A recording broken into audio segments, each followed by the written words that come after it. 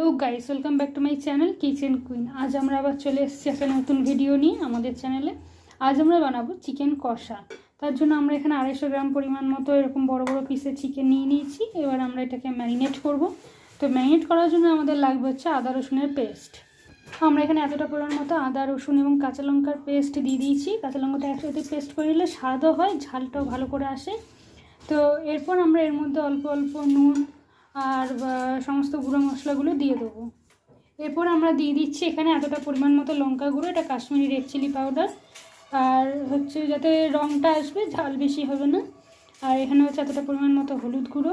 এখানে আমরা দিয়ে দেবো 1 চামচ পরিমাণ মতো জিরে গুঁড়ো এবং 1 চামচ পরিমাণ মতো ধনে গুঁড়ো। আপনারা চাইলে লঙ্কা গুঁড়োটা আর একটু দিতে পারেন। আচ্ছা, দিয়ে এবার এর মধ্যে আমরা একটু নুন দেবো। এখানে এবার আমরা এতটা পরিমাণ মতো নুন দিয়ে দেবো, দিয়ে এটাকে ভালো করে ম্যারিনেট করে নেব। এটাকে আমরা ভালো করে ম্যারিনেট করে নিয়েছি। এবার এর মধ্যে আমরা 3টে বড় বড় সাইজের মতো পেঁয়াজ কুচি এখানে এর মধ্যে আমরা অ্যাড করে দিচ্ছি। এটাকে একসঙ্গেই আমরা মাখিয়ে নেব, মাখিয়ে খানিকক্ষণ ফ্রিজে রেখে দেবো। আপনারা যতক্ষণ রাখতে পারবেন ততক্ষণ জিনিসটা ম্যারিনেট হবে, ততক্ষণ জিনিসটা ভালো হবে। তো আর এর মধ্যে আমরা দিয়ে দিচ্ছি অল্প পরিমাণ মতো সর্ষের তেল। ফরচুন কাচ্চি এখানে ইউজ করছি। আর এখানে এরকম ভালোভাবে মিশিয়ে নেবো। মেশানোর পর আমরা এটাকে প্রায় 4-5 ঘন্টা মতো ম্যারিনেট করতে রেখে দেবো। এটা আমাদের ম্যারিনেট করে রাখা হয়ে গেছে। তো এবার আমরা এটাকে ম্যারিনেট করে মোটামুটি 5 ঘন্টা মতো রেখেছিলাম। তো এবার আমরা এটাকে এবার প্রসেসিংয়ে আসবো।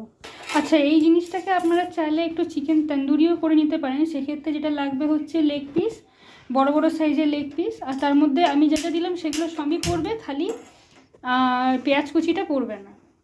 আর লেগ পিসটাকে যেটাকে তন্দুরি বলে, একই সেম প্রসেস, খালি ডিপ ফ্রাই হবে। এই লেগ পিসগুলো একটু চিড়ে নেবেন, যাতে করে হয়ে যাবে। আর এখানে আপনারা একটা দই ইউজ করতে পারতেন, আমিও দিতে পারতাম, বা ওই লেগ পিস ফ্রাইতেও দই দেওয়া যায়, কিন্তু আমি এখানে দই ছাড়াই করছি। তো এবার আমরা এতটা পরিমাণ মতো টমেটো অ্যাড করে দিয়েছি, প্রায় একটা বড় টমেটো দিয়ে এটা জাস্ট হালকা একটু নাড়াচাড়া করে নেবো যাতে মশলাগুলো একটু লেগে যায়। কড়াইতে আমরা এদিকে তেল গরম করে দিয়েছি। এবার এই চিকেনটা দিয়ে আমরা কষিয়ে নেব। কড়াইতে তেল গরম হয়ে গেছে। এবার এর মধ্যে আমরা ফোড়ন হিসেবে তেজপাতা আর শুকনো লঙ্কা দিয়ে দেবো। এখানে আমরা চিকেনটা দিয়ে দিয়েছি, এটাকে দিয়ে এখন ভালো করে কষিয়ে নেব। ভালো করে নাড়তে নাড়তে এটাকে আমরা যখন অনেকটা কুকিং হয়ে যাবে তখন ঢাকা দিয়ে রেখে দেবো। আচ্ছা, এটা মোটামুটি এখন 15 থেকে 20 মিনিট মতো কুকিং করতে হবে। ঢাকা দিয়ে 15-20 মিনিট কষানোর পর এরকম এরকম জল ছাড়া ব্যাপারটা বেরিয়ে এসছে। এটাকে আরও অনেকক্ষণ কষানো হবে, যতক্ষণ না জলটা একদম শুকিয়ে গিয়ে একদম কষা কষা ব্যাপারটা চলে আসছে। মোটামুটি এটা আরও 5 থেকে 10 মিনিট মতো আর একটু কষানো হবে। তো আমাদের এখানে চিকেন কষা পুরো রেডি হয়ে গেছে। আপনারা দেখতেই পাচ্ছেন কি সুন্দর লাল রঙের তেল ছাড়া কালারটা এসছে। তো এটা পুরো রেডি হয়ে গেছে। এবার আমরা এটাকে নামিয়ে নিয়ে সার্ভ করে নেব। তো আমাদের চিকেন কষা পুরো রেডি হয়ে গেছে এবং এটাকে আমরা ধনেপাতা দিয়ে গার্নিশ করে দিয়েছি। খুব সুন্দর কালারটা এসছে, গন্ধও খুব সুন্দর বেরোচ্ছে।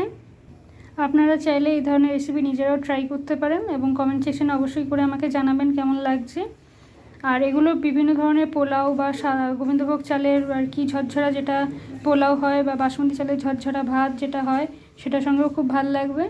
পোলাও এবং চিকেন কষা, ভাত এবং চিকেন কষা, এগুলো বিভিন্ন ধরনের একটা সুন্দর রেসিপি। তো এই রেসিপিগুলো ট্রাই করার জন্য অবশ্যই আমার চ্যানেলটাকে লাইক, শেয়ার অ্যান্ড সাবস্ক্রাইব করে রাখবেন। আজকের মতো এই পর্যন্তই। নেক্সট ভিডিও পাওয়ার জন্য অবশ্যই চ্যানেলের বেল আইকনে প্রেস করে নোটিফিকেশান অল করে রাখবেন।